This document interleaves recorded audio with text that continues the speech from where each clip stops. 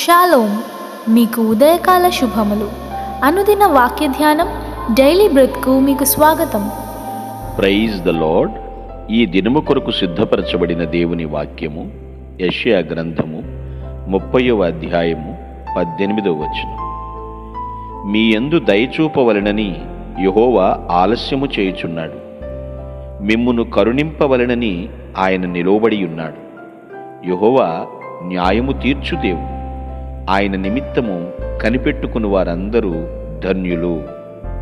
ప్రభునందు ప్రియులారా, ముందుగా మీకు హృదయపూర్వక వందనములు తెలియచేస్తూ ఉన్నాను. దేవుడు దయాదాక్షిణ్యపూర్ణుడండి, కరుణా కటాక్షములు కలిగినటువంటి వాడు. మనము ఖచ్చితంగా దేవుని స్తుతించాల్సిందే. ఆయన ప్రతి ఒక్కరి పట్ల కూడా దయచూపటానికే సిద్ధం పడి ఉన్నాడు. ఆలస్యము చేసేది కూడా అందుకనే. ఉగ్రత రావడం ఎంతసేపు అండి? రెప్పపాటులో జరగవచ్చు, కానీ ఆయన ఆలస్యం చేస్తూ ఉన్నాడు. ఎంత గొప్ప దేవుడంటే, ఈ వ్యక్తిని శిక్షించాలి అని కానీ న్యాయం బలవంతం చేస్తే ఖచ్చితంగా శిక్షిస్తాడు.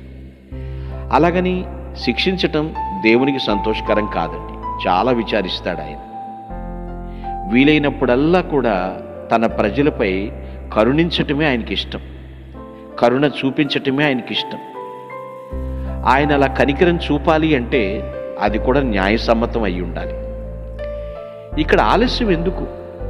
మనుషులు అనుకుంటారు కదా, వాడిన్ని పాపాలు చేస్తున్నాడు, వాడికి ఇంకా శిక్ష రావట్లేదు, దేవుడు పట్టించుకుంటలేదు, వాడు చేసిందల్లా దేవుడు దీవిస్తున్నాడు అని పొరబడుతూ ఉంటారు.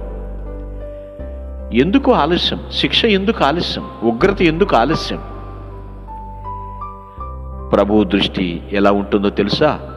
ఏ ఒక్కరూ నశించుట దేవునికి ఇష్టం లేదు. అందరూ మార్పు చెందాలి, బుద్ధులు మారాలి, మారు మనస్సు పొందాలి. పై రూపాన్ని మార్చుకుంటే ఏం సుఖం? అంతరంగం కంపు కొడుతున్నప్పుడు ఆయన దయ చూపించటానికే ఆలస్యం చేస్తున్నాడు. ఇంకా ఆయన నిలబడి ఉన్నాడు, ముందడుగు వేయలేదు. ఆయన కరుణిస్తున్నాడు కాబట్టే. ఎప్పటికీ కూడా ఆయనలో స్వార్థం ఉంది అంటే ఆయన న్యాయం తీర్చే దేవుడని వెంటనే వాక్యం సెలవిస్తోంది. ఆయన ప్రజలందరి పక్షపాతి, ఏ ప్రజలు నాశనం కాకూడదని చూస్తున్నాడు. ఎవరైతే నిజముగా ఆయన నిమిత్తం కనిపెట్టుకుంటారో వారు ధన్యులు.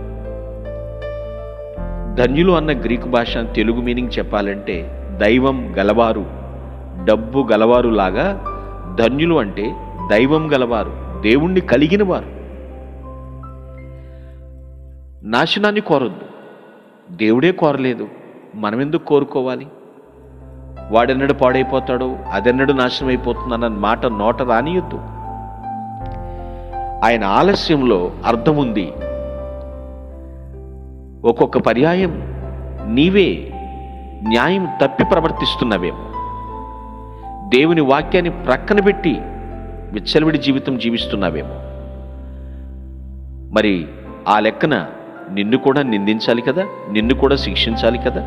దేవుడు కరుణిస్తున్నాడు, దిద్దుకోమని, బ్రతుకు మార్చుకోమని అవకాశం ఇస్తున్నాడు, ఆయుష్ పెంచుతున్నాడు. పాపి చిరాయువు అన్న పదం ఉంది, గుర్తిస్తుందా? పాపి చిరాయువు అంటే పాపాత్ములు చిరకాలం జీవిస్తారన్నట్లుగా మాట్లాడతారు. వారికి ఆయుష్ ఎక్కువ. ఎందుకని?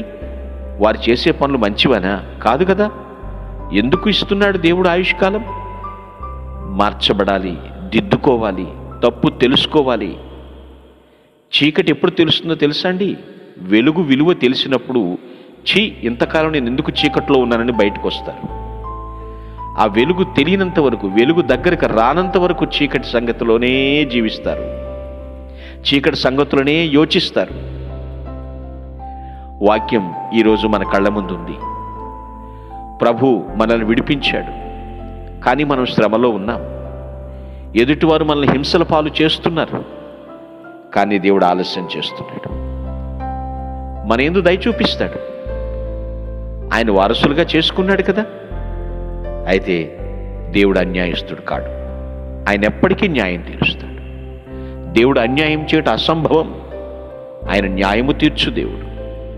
ఆయన నిమిత్తం కనిపెట్టుకో. సిగ్గుపడవు. నీవు ఏమీ లేదని బాధపడవు. నువ్వు ధన్యుడవు, ధన్యురాలవు. ఆయన నిన్ను కరుణించుటకు సిద్ధంగా ఉన్నాడు. నీవు దేవుణ్ణి కలిగి ఉండడమే గొప్ప మహాప్రసాదంగా నువ్వు భావించాలి. నువ్వు ధన్యుల కోటాలో నీవున్నావు. ఆయన ఎప్పటికీ న్యాయం తీరుస్తాడు. ఆయన కరుణా కటాక్షములు జీవితాంతము నీవు అనుభవించుదువుగాక. మీ ఆమేన్. కొరకు ప్రార్థించుటకు మేమెల్లప్పుడూ సిద్ధం. Praise the lord. ప్రభు నామమున మీ అందరికీ వందనములు. ఈ మా సందేశముల ద్వారా మీరు ఆశీర్వదింపబడినట్లయితే మీ తోటి వారికి షేర్ చేసి దేవుని రాజ్య సువార్తలో మీరు కూడా పాలుభాగస్తులు కావాలని ఆశిస్తున్నాం. మొదటిసారిగా ఈ ఛానల్ను చూస్తున్నట్లయితే మా ఛానల్ను సబ్స్క్రైబ్ చేయండి.